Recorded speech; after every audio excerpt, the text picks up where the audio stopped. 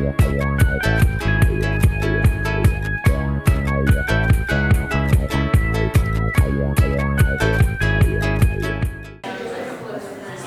Edie Lush, and I'm here at the Hub Culture Pavilion in COP21 in Paris. Delighted to be joined now by Paul Bunje. Thank you very much for coming along. I'm very glad to be here. This is great.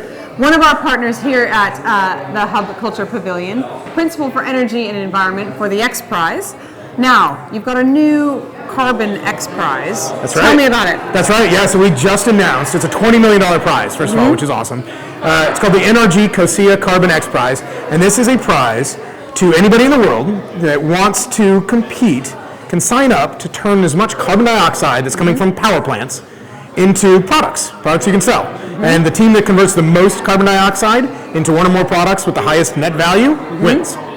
So how has this worked before? Can you give me an example about where you've seen an XPRIZE result in some phenomenal innovation? Yeah, totally. So XPRIZEs, we run these competitions in all kinds of fields, from space to healthcare, right? So the first prize, some people may have heard about, was what's called the Ansari XPRIZE, and this was $10 million for the first team to go into space with private money, twice within 2 weeks. It's now Virgin Galactic, so that's one you can see in the world and help really kickstart the private space industry. But we also just came off a prize related to carbon dioxide as well, called the Wendy Schmidt Ocean Health XPRIZE. This was $2 million for teams that could build pH sensors, right? Basically what we don't know enough about is how the ocean's chemistry is changing as a result of all that CO2 in the atmosphere. It goes into the oceans and causes them to acidify. The winning team out of that actually comes from Montana, if you can believe it. Okay. Built these breakthrough sensors that can monitor the ocean's chemistry better than anything we'd seen before. How extraordinary. So what's the sort of timing for the new XPRIZE? So the new XPRIZE, every prize is different, right? And this is a big one because taking carbon dioxide and turning that into a new product that's not an easy task. Right. So it's going to be 4.5 years all told.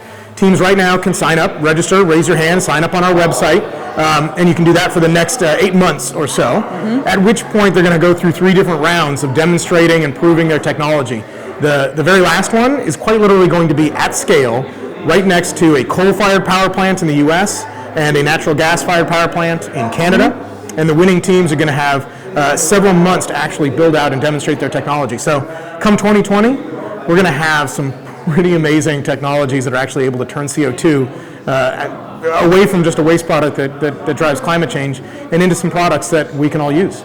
So I'm interested in terms of the size and scale of the teams that you get, not just sort of entering, but actually getting towards the end, because obviously Virgin Galactic is backed by Richard Branson. So tell me about how big you have to be to actually win. So that's a great question, because our entire model is based on the fact that anybody literally can compete, and it depends, frankly, on every single prize. We want everybody from those well-financed startups or big companies down to the sort of garage innovator, the person that's got a really great idea and just never had the opportunity before.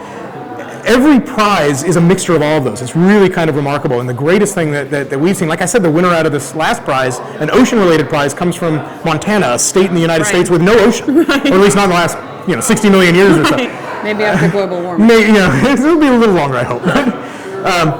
And so picking a winner becomes a function of who can do the best, not a function of necessarily how well financed you are, although obviously you have to raise some money to build something this impressive.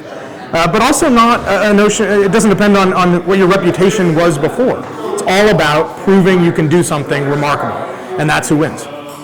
How do you find innovation? How do you get the word out? How do you find these little centers of innovation? And do you notice that people start clustering around a prize, or does that make collaboration happen where it hasn't before?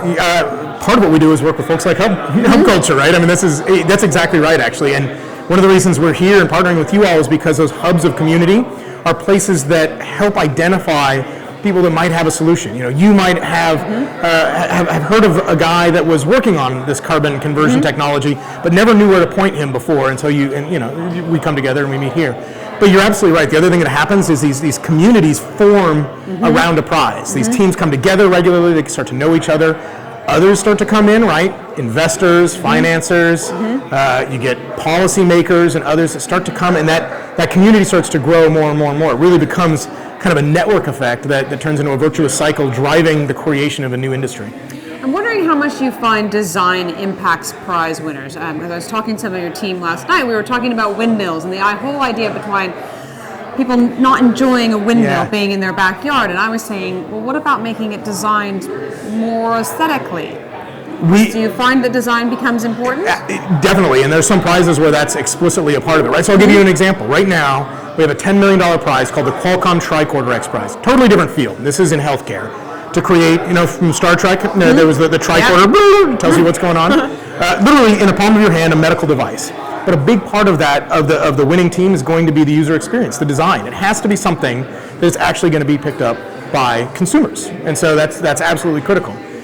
Every prize competition requires those kinds of rules that really guide what you want to come out of it. So on a prize like this one, the Carbon X Prize, right? It's not so much the aesthetics of what you'll see, but you definitely have to meet things like air pollution rules, right? All the local regulations. It has to be something that can go and attach to existing infrastructure. That's all design based as well. And we make sure that we get those rules just right. Thank you so much for stopping by or coming in or being a partner here in the Hub Culture Pavilion. I'm so excited to be a partner here. This is great. This is fantastic what you guys do. All right, thank you very much, and I'm Edie Lush.